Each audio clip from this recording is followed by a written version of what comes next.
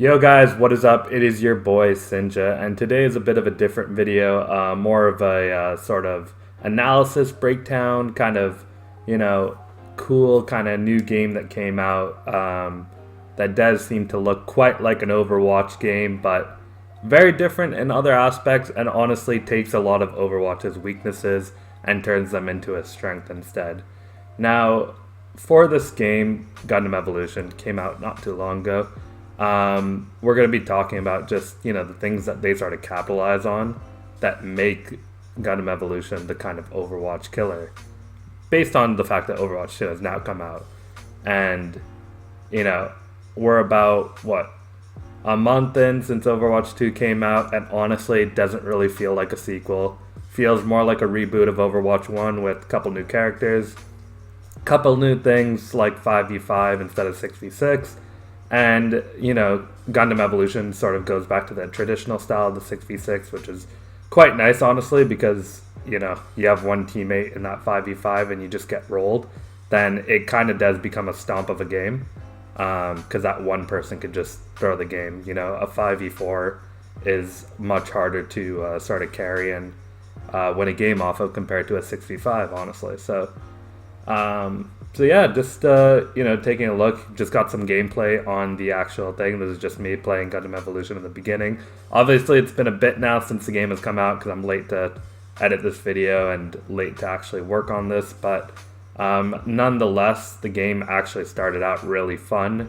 The skill gap hasn't got increasingly insane compared to what it could be. So maybe in the future we might see that become an issue. But for now, the actual selection of characters is quite smaller than Overwatch by a slight amount. Not too much, but you have your sort of tanks, your supports, your DPS, and overall all the characters feel quite balanced. The payable characters do feel quite strong, like Zaku Melee, who could just run in and fucking squash everyone with his ultimate, and just, has a little bit of an AoE on his basic attacks when swinging his axe. But other than that, the paid characters aren't always the best. Gundam Unicorn might feel nice because of the healing, or Exia might feel nice when going in the backline and killing everyone, but the other characters can still hold up. Pale Rider, I feel, feels very strong. If you're really good, and this is the good thing about Gundam Evolution, a lot of the maps are very diverse in a sense, where you don't have to really worry about getting too outscaled, because certain characters just match certain maps, so it's not always a, play the 5 same characters to win.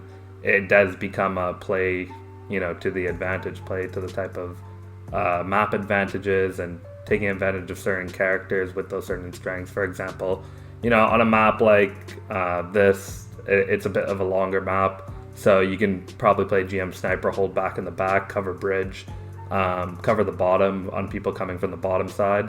And yeah, it's just, it makes the game feel a bit more balanced, make the game feel a bit more fun, because you don't have to play those same characters. Right now on screen you will see me just playing Ashamar, the one character. He's a fun kind of zoning DPS unit, and in the beginning of the game I really only learned how to play him, so I kind of just stick to him, and I went hey, I'm going to become the best Ashamar NA. We'll see how that goes. Making another video on that. But yeah, for now, it's just, talking about the kind of characters you can use. Ashamar and a couple other characters have ways to fly about. The game feels much more smooth in that sense, where you do have a stamina bar. You can run away from people when in danger. Look for a health pack. Health packs are a bit more, I don't want to say easier to find, but I feel like there's more around the map, but the maps are typically bigger than Overwatch maps.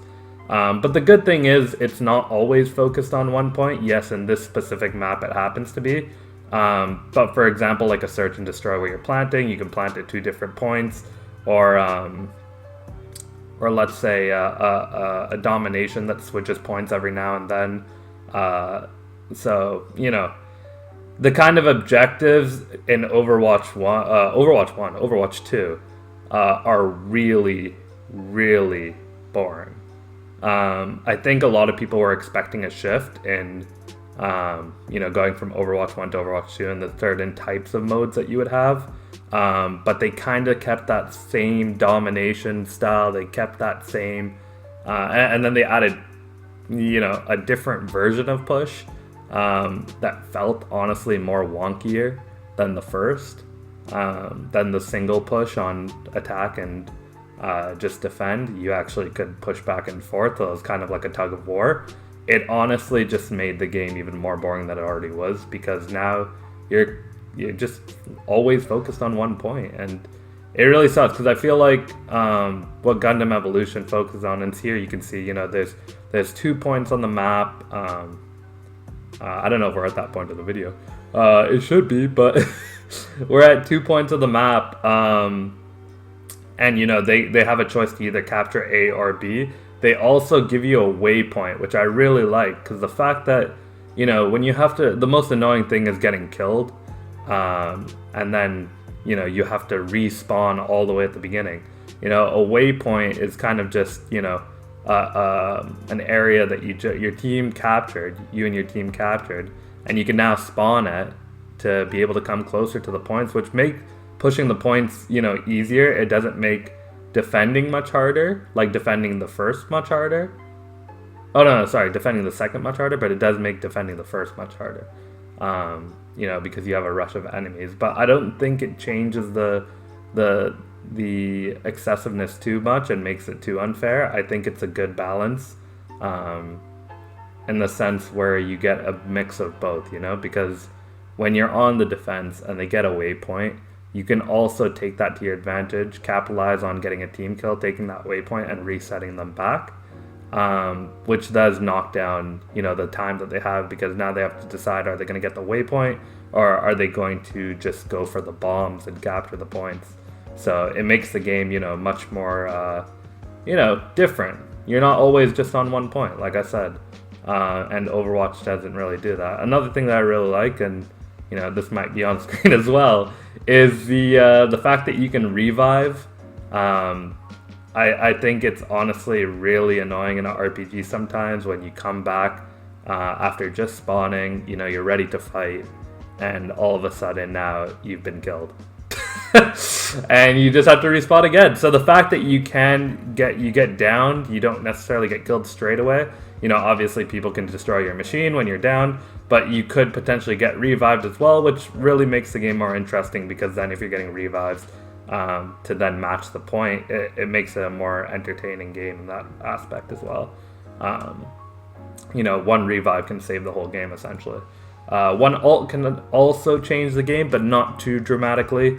You have certain characters that do have more AoE ults, like Gundam turn A. But then you also have other ults that are more specified to 1v1s. Ashmar specifically, it can be a group ult, but with the amount of time that you might be holding it, you might be more worth using it in a 1v1 situation, which makes the game less reliant on the ults and more on the skill of actually shooting and downing and then destroying the enemy units, rather than holding ults to be able to do one big team fight, right? So yeah, in that sense, the game does capitalize on a lot of Overwatch's weaknesses. It's crazy that Overwatch 2 didn't come out with a lot of changes. They could have made so much more changes to make their game so much better, but the fact they haven't just means they lost this match to Gundam Evolution. So,